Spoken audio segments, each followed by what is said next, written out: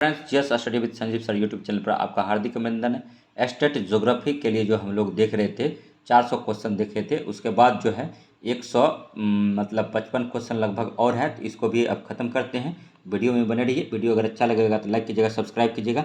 देखिए, निम्नलिखित में से किसने संयुक्त अरब अमीरात लिंग अनुपात को निम्न किया था? तो पुरुष कार्यशील जनसंख्या का चयनित प्रवास। और नेक्स्ट देखिए 401 नंबर कह रहा था, निम्नलिखित में से कौन सी संख्या जनसंख्या के कार्यशील आयु वर्ग का प्रतिनिधित्व करती है? तो 15 से 64 वर्ष करता है।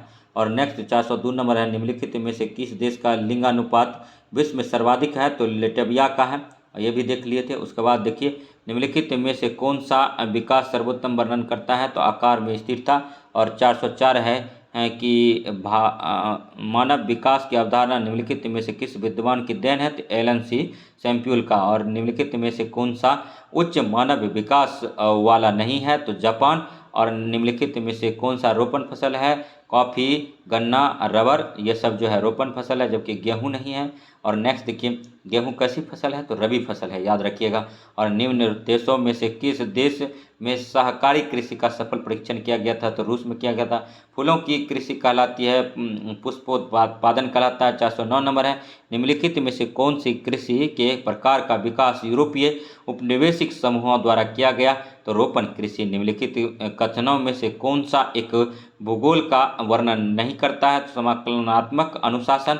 और नेक्स्ट देखिए 411 नंबर है, 411 नंबर कह रहा है, ठीक है, निम्नलिखित में से कौन सा एक भौगोलिक सूचना का स्रोत नहीं है? तो प्राचीन महाकाव्य। और नेक्स्ट है 412 नंबर, निम्नलिखित में से कौन सा एक लोगों और पर्यावरण के बीच अन्योन्य क्रिया का सर्वाधिक महत्वपूर्ण कारक है? तो प्रौद्योगिकी। और नेक्स्ट है 413 नंबर, देखिए, निम्नलिखित में से कौन सा एक मानव भूगोल का उपगमन नहीं है? तो क्षेत्रीय विभिन्नता। निम्नलिखित में से किस महाद्वीप में जनसंख्या वृद्धि सर्वाधिक है? तो अफ्रीका में है। और नेक्स्ट देखिए, निम्नलिखित में से कौन सा एक विरल जनसंख्या वाला क्षेत्र नहीं है? ध्रुवीय प्रदेश। 416 है, निम्नलिखित में से कौन सा एक प्रतिकर्ष कारक नहीं है? तो जलाभाव। और नेक्स्ट है 417 नंबर, निम्नलिखित में से कौन सा एक तत्व नहीं है?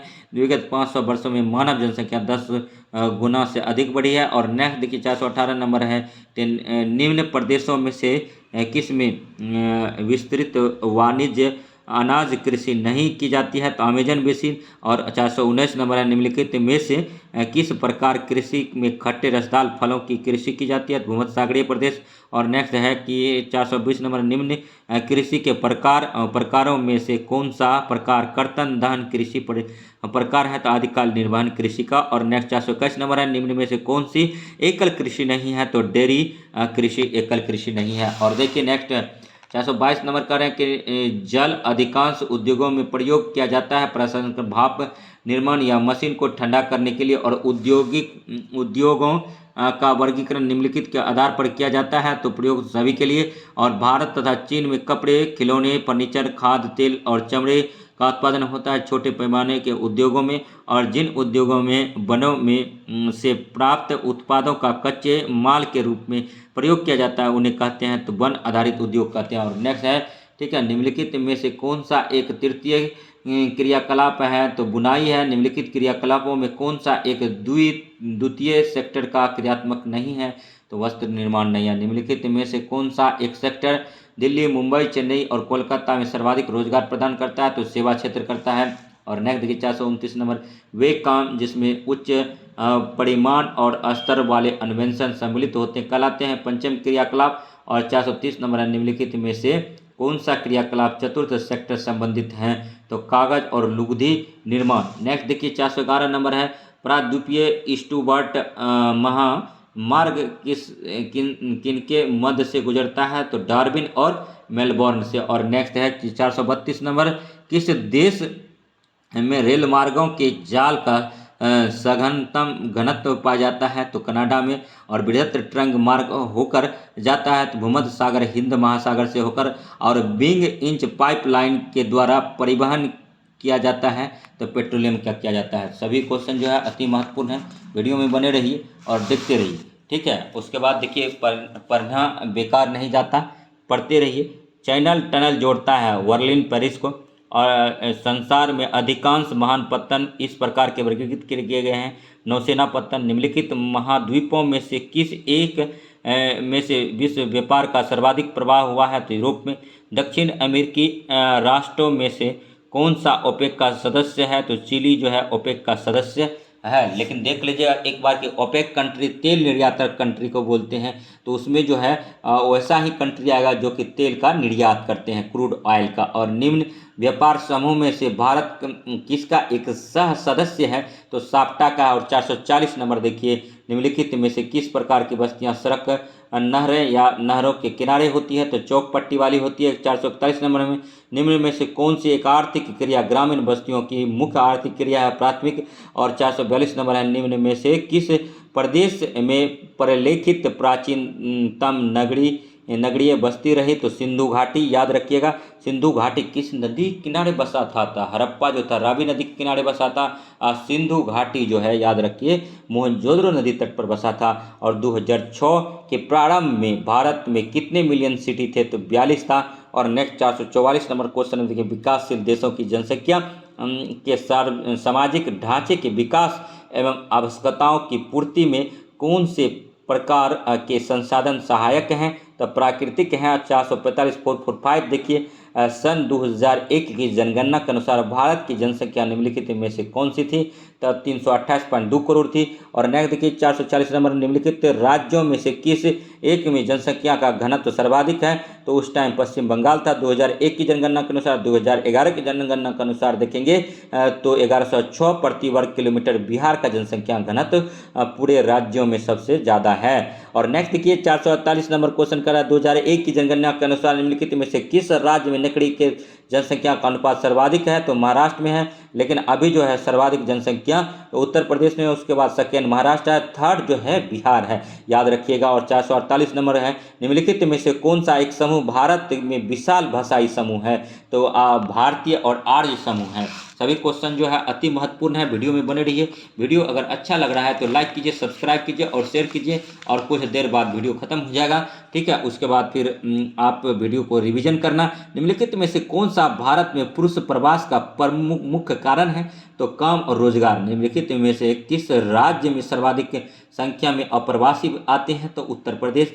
भारत में प्रवास के निम्नलिखित धाराओं में से किस एक धारा पुरुष प्रधान है? तो ग्रामीण से नगरीय। और निम्नलिखित में से किस नगरीय समूह में प्रवासी जनसंख्या का अंश सर्वाधिक है? मुंबई नगरीय समूहन। और मानव विकास सूचकांक 2005 के संदर्भ में विश्व के देशों में भारत का निम्नलिखित में से कौन सी कोटि थी? तो 127 था। और देखिए मानव विकास सूचकांक में भारत निम्नलिखित में से किस एक की कोटि उच्चतम है? तो केरल का है, ठीक है। उसके बाद देखिए 445 नंबर है, भारत के निम्नलिखित राज्यों में से किस एक में स्त्री साक्षरता निम्नतम है? तो बिहार में स्त्री साक्षरता दर निम्नतम है। याद रखिएगा। और बिहार का लिटरेसी रेट क्या है? 61.8% है। बड़ी शर्म की बात है।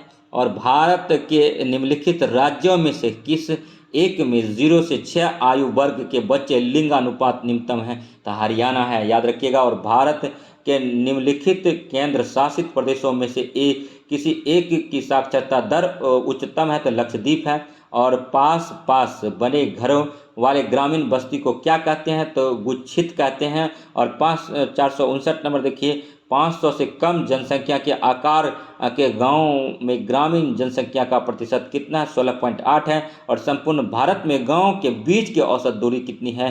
तो 2.52 किलोमीटर है और किमी है। और समान आकार के घरों को समूह को क्या कहते हैं? तो बस्ती कहते हैं। तो तमाम क्वेश्चन याद रखिए और वीडियो में बने रहिए। वीडियो अगर अच्छा लग रहा है तो लाइक कीजिए, सब्सक्राइब कीजिए और शेयर कीजिए। देखिए फसल गहनता का सबसे कम प्रतिशत कौन सा है? तो 100% है।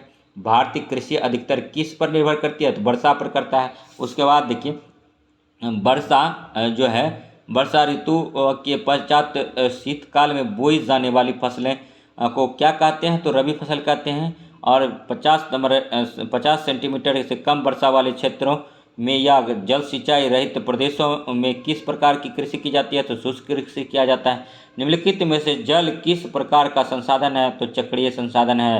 निम्नलिखित नदियों में से देश में किस नदी में सबसे ज़्यादा पुनः पूर्ति योग्य भौम जल संसाधन है? तो गंगा है।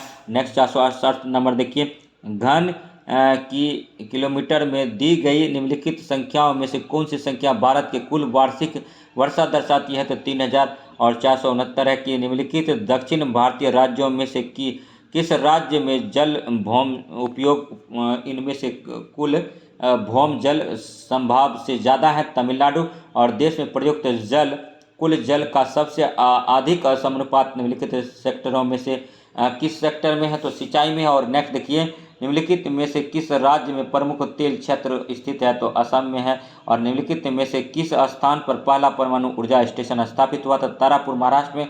और नेक्स्ट देखिए, निम्नलिखित में से कौन सा खनिज भूरा हीरा के नाम से जाना जाता है? तो मैग्नीज को भूरा हीरा कहते हैं। अति महत्वपूर्ण क्वेश्चन है। और नेक्स्ट देखिए, भूरा हीरा किसको कहते हैं? तो मैग्नीज को कहते हैं।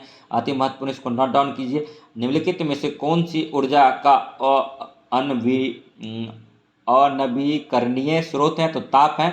और 475 नंबर क्वेश्चन पर पहुंच गए हैं। स्वतंत्रता प्राप्ति के बाद पहली औद्योगिक नीति कब लागू किया गया था? 1948 में किया गया था।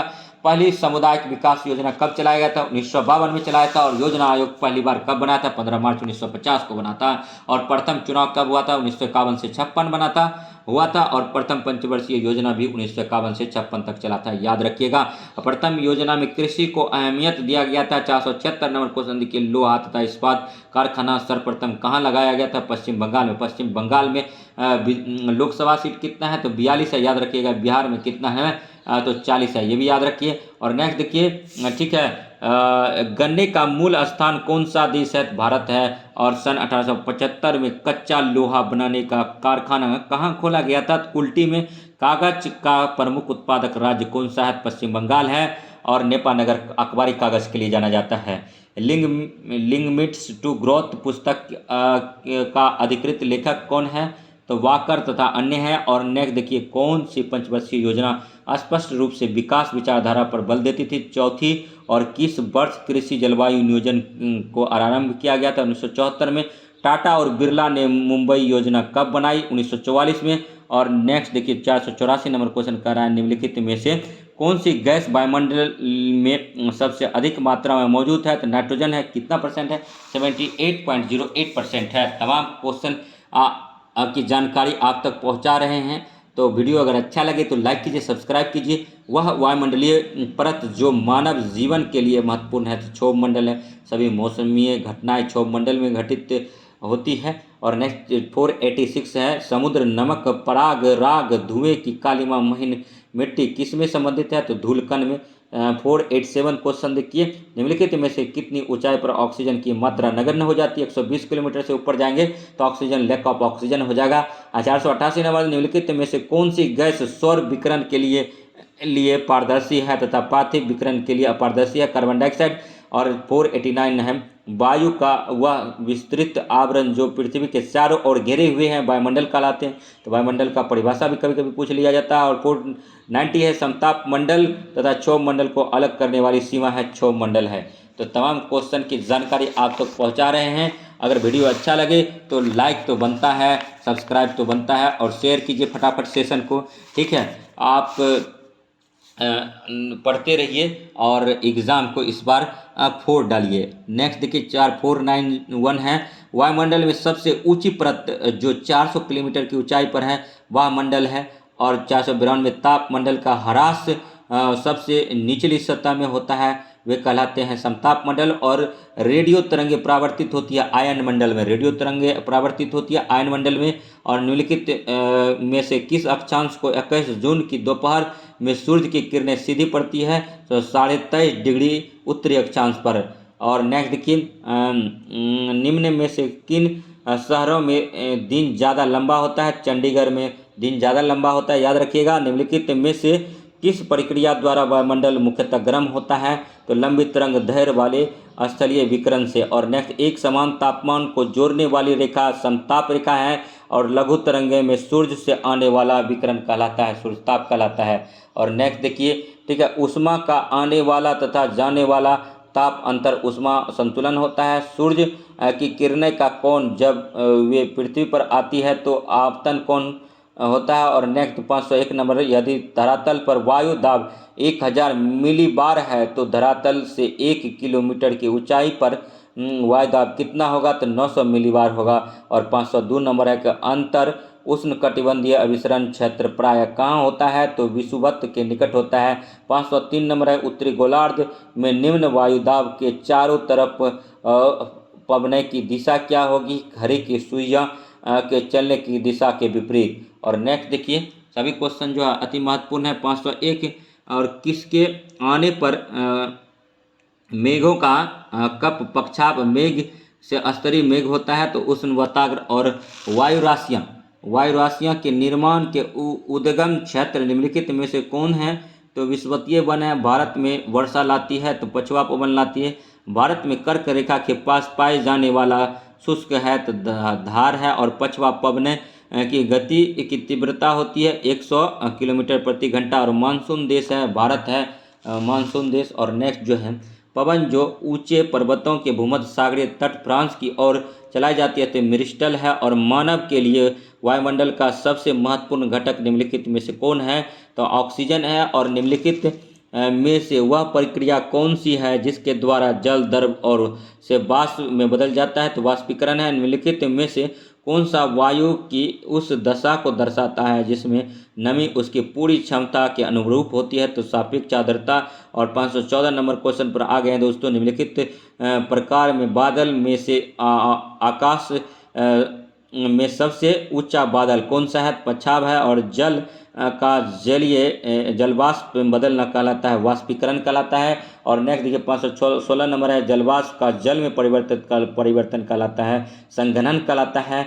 जलवाष्प का जल में परिवर्तन संघनन कहलाता है। और नेक्स्ट देखिए, सूर्य की किरणें का बाहर जाना कहलाता है विकिरण कहलाता है। सूर्य की किरणें का बाहर जाना क्या कहलाता है, विकिरण कहलाता है दोस्तों। और नेक्स्ट देखिए कि ओस जो जम जाती है कहलाती है पाला कहलाता है। और तापमान जिस पर वायु संतृप्त हो जाती है ओसांग कहलाता है। दोदा बेटा चोटी किस श्रेणी पर स्थित है, तो नीलगिरी पर है।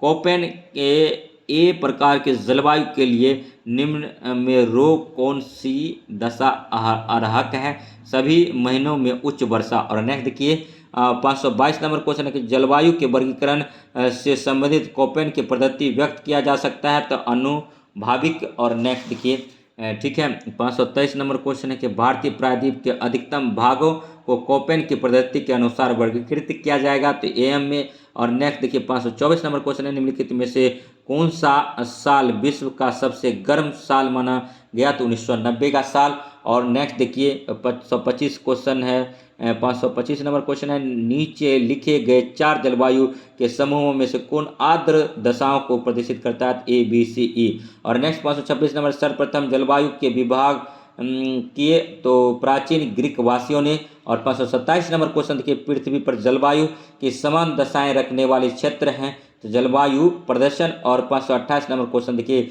चिन्ह ए प्रकट करता है उष्ण आर्द्र को। और 529 नंबर, शीतोष्ण जलवायु पाई जाती है 30 डिग्री से 40 डिग्री अक्षांश, और बोरियल जलवायु मिलती है मध्य अक्षांशों में।